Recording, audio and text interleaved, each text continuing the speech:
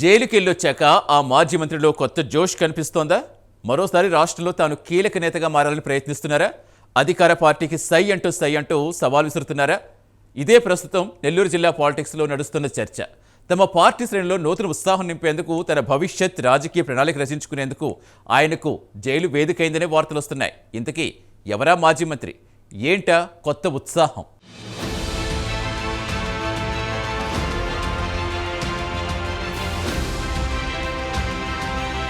తెలుగు రాష్ట్రాల్లో రాజకీయాలన్నీ ఒకవైపు అయితే నెల్లూరు జిల్లా రాజకీయాలు మరోవైపు ఉంటాయి. ఇక్కడ ఎప్పుడూ ఏదో ఒక అంశం హాట్ టాపిక్ గా మారుతూనే ఉంటుంది. ఒక్కో రోజు ఒక్కో వివాదం తెరపైకి వచ్చి రాజకీయ చర్చకు దారితీస్తూ ఉంటుంది. అలాంటి ఈ జిల్లాలో ప్రస్తుతం మాజీ మంత్రి కాకాని గోవర్ధన్ రెడ్డి వ్యవహారం సరికొత్తగా మారింది. జైలుకెళ్లి వచ్చాక ఆయనలో కొత్త జోష్ కనిపిస్తోంది. వైఎస్ఆర్ కాంగ్రెస్ పార్టీ ఏర్పడ్డాక జగన్మోహన్ రెడ్డితో కలిసి అడుగులు వేస్తున్న వ్యక్తుల్లో కాకాని గోవర్ధన్ రెడ్డి కూడా ఒకరు. ఆనం కుటుంబానికి సన్నిహితంగా ఉండే కాకాని జిల్లా పరిషత్ చైర్మన్ గా నెల్లూరులో మంచి పేరే తెచ్చుకున్నారు. ఓ దశలో ఆనం కుటుంబానికి కాకానికి మధ్య మనస్పర్ధలు ఏర్పడ్డాయి. ఆ సమయంలోని ఆయన వైఎస్ఆర్ కాంగ్రెస్ పార్టీ గూటికి చేరారు. వైసీపీ నెల్లూరు జిల్లా కన్వీనర్ గా ఎక్కువ కాలం పనిచేస్తూ పార్టీని భుజస్కంధాలపై వేసుకున్నారు.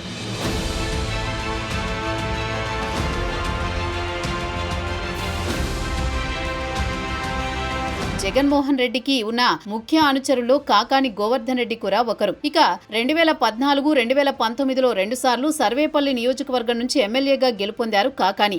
2019లో వైఎస్ఆర్ కాంగ్రెస్ పార్టీ అధికారంలోకి వచ్చాక మంత్రివర్గ విస్తరణలో కాకాని గోవర్ధన్ రెడ్డికి మంత్రిగా అవకాశం ఇచ్చారు జగన్మోహన్ రెడ్డి. ఇక మంత్రిగా కాకాని గోవర్ధన్ రెడ్డి బాధ్యతలు తీసుకున్నారు. ఆ తర్వాత అంతకు ముందు కంటే ఎక్కువగా ప్రస్తుత ముఖ్యమంత్రి చంద్రబాబు నాయుడు, మంత్రి లోకేష్లతో పాటు జనసేన అధినేత పవన్ కళ్యాణ్ పై దుమ్మెత్తిపోశారు కాకాని గోవర్ధన్ రెడ్డి. ప్రత్యేకించి సర్వేపల్లి నియోజకవర్గ ఎమ్మెల్యే, మాజీ మంత్రి సోమిరెడ్డి చంద్రమోహన్ రెడ్డిపై అయితే చెప్పనవసరం లేనన్ని కామెంట్స్ చేశారు.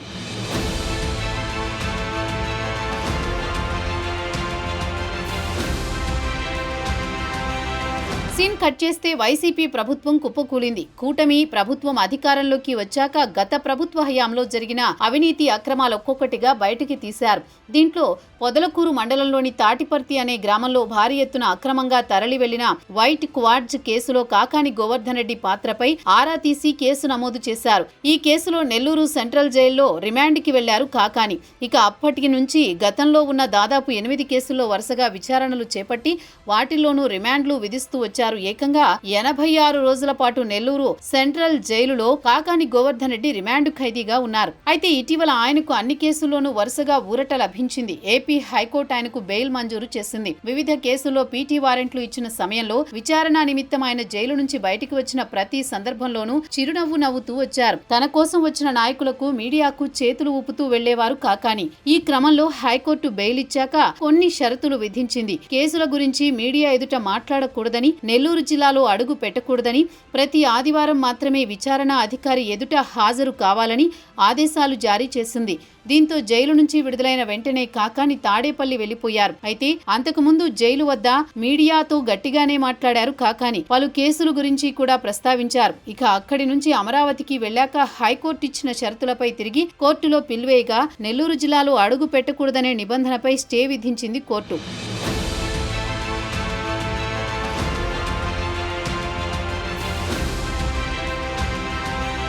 అయితే అక్కడి నుంచి తిరిగి నెల్లూరుకు వచ్చారు కాకాని. అక్కడ మాజీ ఎమ్మెల్యే రామిరెడ్డి ప్రతాప్ రెడ్డిపై వివిధ కేసులు నమోదైన నేపథ్యంలో ఆయన సతీమణి ఆదిలక్ష్మిని పరామర్శించారు. ఆ తర్వాత స్థానిక నాయకులతో కలిసి మీడియాతో మాట్లాడారు. కూటమి ప్రభుత్వం అక్రమ కేసులు పెడుతోందని, ప్రతి ఒక్క అధికారుల్ని గుర్తించుకుంటామని, ఖచ్చితంగా తమ ప్రభుత్వం 2029లో వస్తుందని ధీమా వ్యక్తం చేశారు.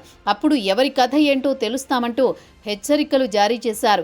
అనంతరం నెల్లూరులోని తన నివాసానికి వచ్చిన కాకానికి జిల్లాకి చెందిన వైసీపీ నేతలు వరుసగా కలిశారు. మాజీ మంత్రి అనిల్తో పాటు అనేక మంది ముఖ్య నేతలు కాకానితో భేటీ అయ్యారు. భవిష్యత్తు రాజకీయ కార్యాచరణ, జిల్లాలో వైసీపీని ముందుకు తీసుకువెళ్లడం తదితర అంశాలపై కాకానితో చర్చించారు. అనంతరం తిరిగి మళ్లీ మీడియాతో మాట్లాడిన కాకానిలో నూతన ఉత్సాహం కనిపించింది. పక్క రోజు తన కుమార్తె పూజితారెడ్డి, ఎమ్మెల్సీ చంద్రశేఖర్ రెడ్డితో కలిసి మాజీ ముఖ్యమంత్రి వైసీపీ అధినేత జగన్ జగన్మోహన్ రెడ్డితో తాడేపల్లిలో కాకాని భేటీ అయ్యారు. ఇక తాజాగా స్పీకర్ అయ్యన్న పాత్రుడు పోలీసుల పట్ల అనుచిత వ్యాఖ్యలు చేశారని, ఆయనపై చర్యలు తీసుకోవాలంటూ నెల్లూరు వేదాయపాలెం పోలీస్ స్టేషన్లో జిల్లాకు చెందిన వైఎస్ఆర్ కాంగ్రెస్ పార్టీ ముఖ్య నేతలతో కలిసి ఫిర్యాదు చేశారు.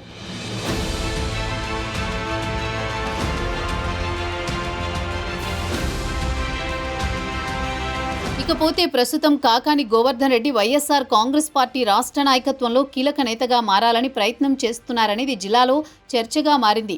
ఇప్పటికే కూటమి ప్రభుత్వం అధికారంలోకి వచ్చాక వల్లభనేని వంశీతో పాటు అనేక మంది వైసీపీ నేతలు జైలుకు వెళ్లి వచ్చారు. జైలుకు వెళ్లి వచ్చాక ఆ నేతలు దాదాపు సైలెంట్ అయ్యారు. ఎక్కువగా మాట్లాడకపోవడం, తమ కేసులకు సంబంధించిన అంశాల్లోనే అడుగులు వేయడం, కూటమి ప్రభుత్వంపై పెద్దగా విమర్శలు చేయకపోవడం వంటి కార్యకలాపాలు చేస్తూ వస్తున్నారు. అయితే చంద్రగిరి మాజీ ఎమ్మెల్యే చెవిరెడ్డి భాస్కర్ రెడ్డి ఇంకా జైల్లోనే ఉన్నారు. ఇలా కొంతమంది నేతలు జైలుకు వెళ్లి వచ్చాక సైలెంట్ గా మారిన కాకాని గోవర్ధన్ రెడ్డి మాత్రం కొత్త ఉత్సాహాన్ని చూపిస్తున్నారు. తన కార్యకర్తల్లో నూతన జోష్ పెంచాలని ప్రయత్నం చేస్తున్నారు. ఈ క్రమంలో తన జిల్లా అధ్యక్ష బాధ్యతను తిరిగి స్వీకరిస్తూ జిల్లాలో పార్టీ బలోపేతానికి ప్రయత్నం చేయాలనే కార్యాచరణ రచిస్తున్నారు. అలానే తన కుమార్తె పూజితారెడ్డికి ఇప్పటికే మహిళా విభాగానికి సంబంధించిన రాష్ట్ర పదవి వైఎస్ఆర్ కాంగ్రెస్ పార్టీలో దక్కింది. ఈ నేపథ్యంలో తన భవిష్యత్తు రాజకీయ కార్యాచరణపై కూడా కాకాని గోవర్ధన్ రెడ్డి ప్రత్యేక దృష్టి పెట్టారట. మొత్తానికి జైలుకు వెళ్లి వచ్చాక కాకానిలో కొత్త జోష్ వచ్చిందని నెల్లూరు వైసీపీ వర్గాలు చర్చించుకుంటున్నాయి. మరి ఈ జోష్ ఇలానే కొనసాగుతుందా? కాకాని భవిష్యత్తు రాజకీయ కార్యాచరణ ఏంటి? తెలుసుకోవాలంటే కొద్ది రోజులు వేచి చూడాల్సిందే.